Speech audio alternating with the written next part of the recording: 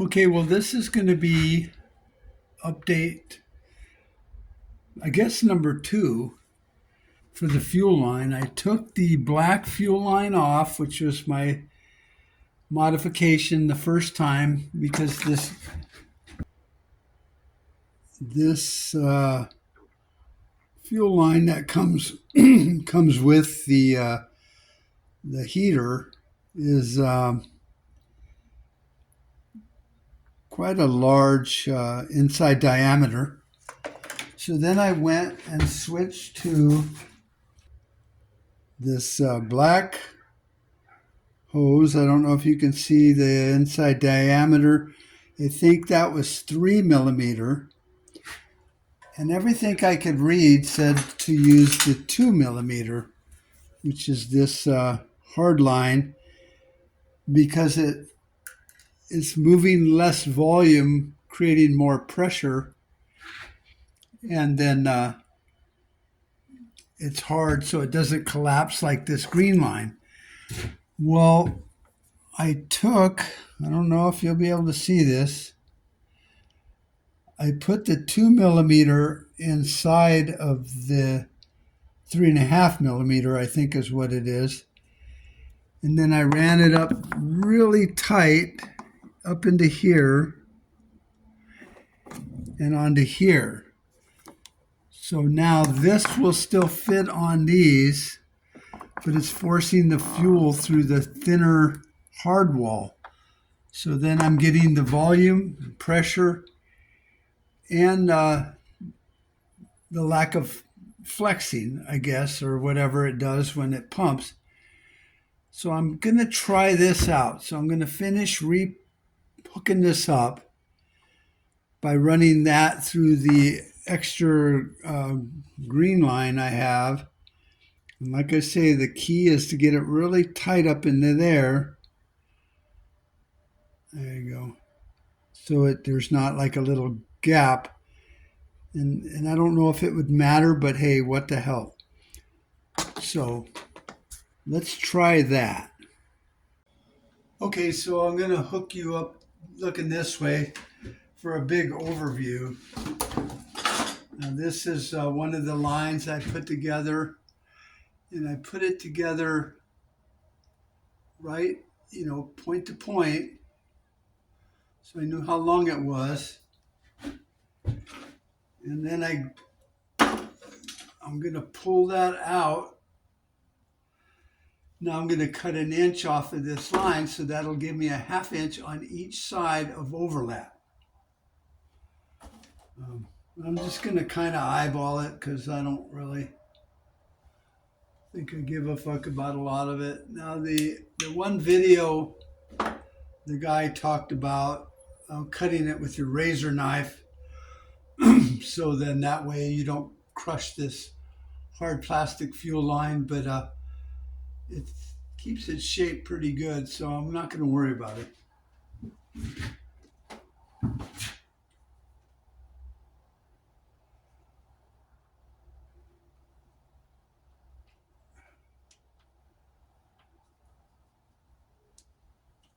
Okay.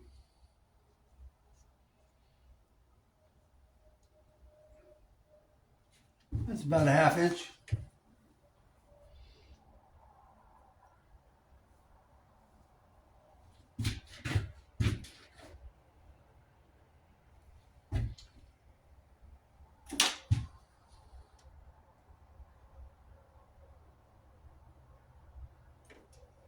See, I like it because I can use these hose clamps that came with it, and they fit quite nicely. So,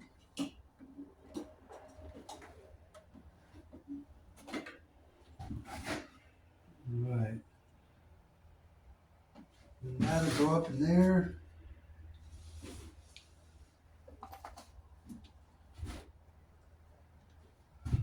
And this modification doesn't take all that long, actually. I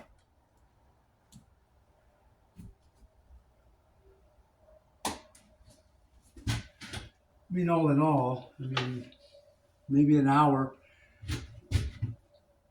And if I had done it the first time, this would have already been done.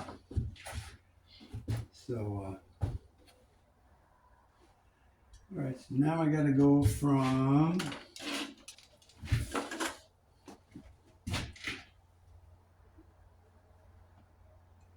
the heater to there.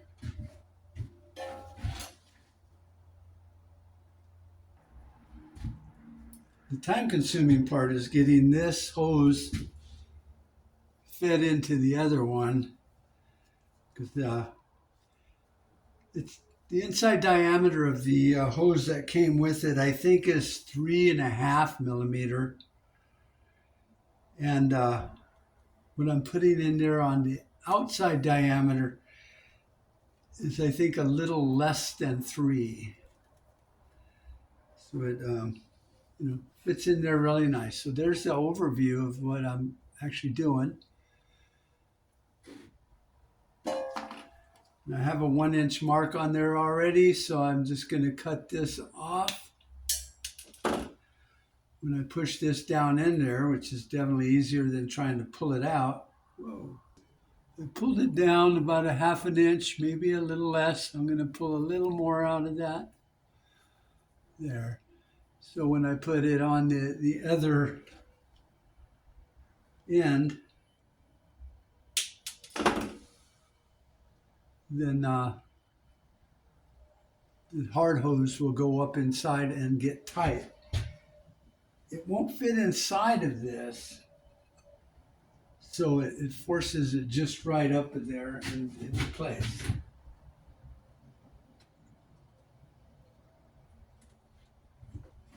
All right, everything is hooked up. Right.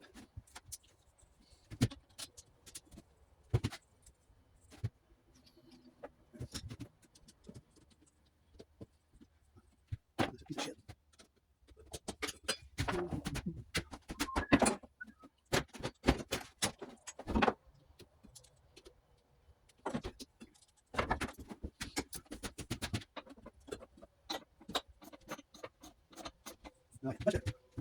Okay. Here. Let's try it out.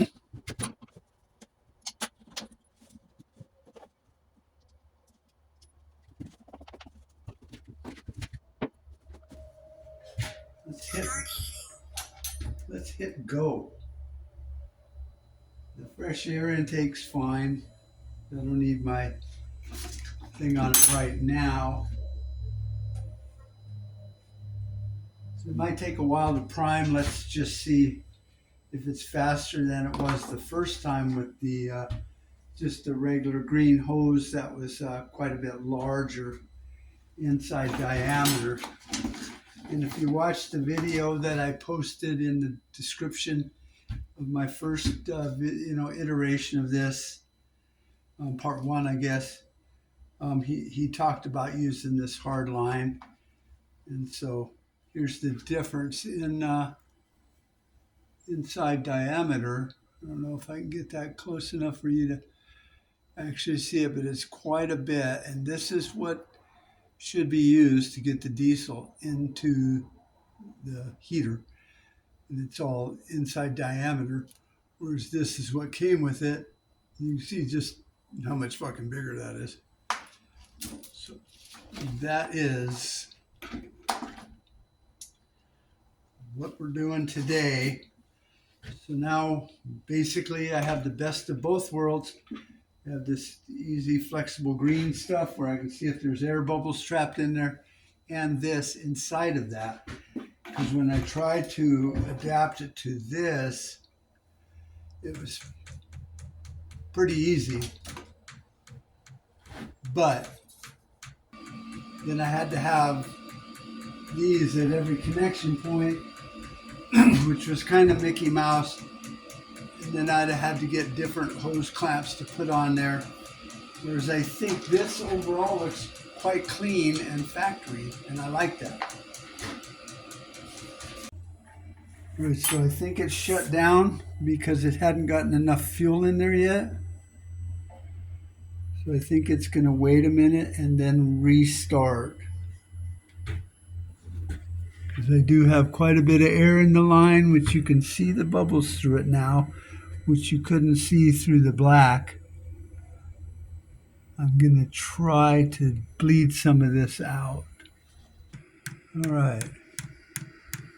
The bubbles are moving along quite nice. And they're not getting caught up in these areas here where there's like a hump. It's moving right along there.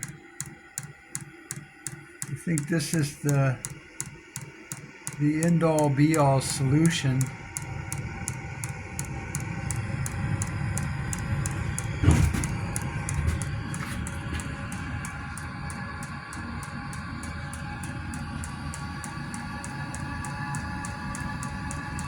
Cleaning out some of that filter, it looks like, or the carbon.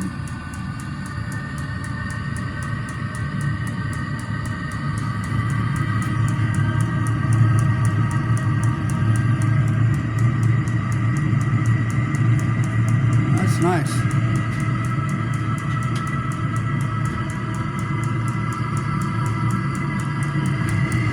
All the bubbles cleared out of the line. Oh yeah, I'm a happy camper, or I will be, and this is in my camper, when my camper is built. Now I changed my exhaust over to here,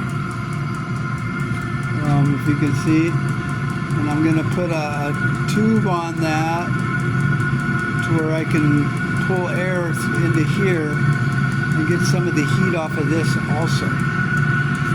So it'll have a heat exchanger inside there, obviously, and then a heat exchanger in here. And once I get it hooked up, then I'll be able to test it both ways and see what the output temperature is, just pulling cold air in, which is what it would be, you know, in a cabin or a camper, and then stealing some of the hot air off of that, because that gets pretty freaking hot.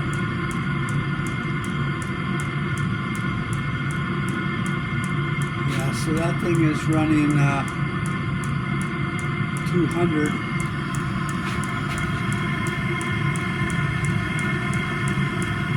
Air coming out of it is, you probably get way up there.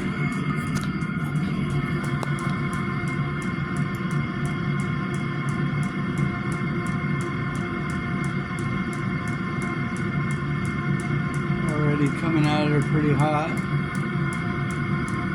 So I don't see why I can't steal some of that air and then run it into here. It's pulling air in at 70 degrees. And right now it's putting out right at 100. That all changes once it gets warmed up and running. All right, so that's it. We did our modification. It looks quite factory. And the trick was getting these hard lines pushed up against that really tight so it flows through. Actually, pretty fucking good. All right. Next option or transition this thing will make is I'll put a heat exchanger on this, and then that way as it's drawing in air to heat it up and back into the tent, it'll pull hot air across, pull cold air in, it'll heat up that air a little bit in that exchanger, and so it's kind of like preheating the intake. That makes sense. Okay, so I hope you enjoyed that. I'm going to edit this up a little bit, try to clean it up because I had some issues with hooking it up, but now we're in good shape. I hope you understand what the purpose of this modification is. Talk to you all later. Like, share, subscribe, all that stuff. And let anyone know that's working on these heaters. Here's another video for you. Bye-bye.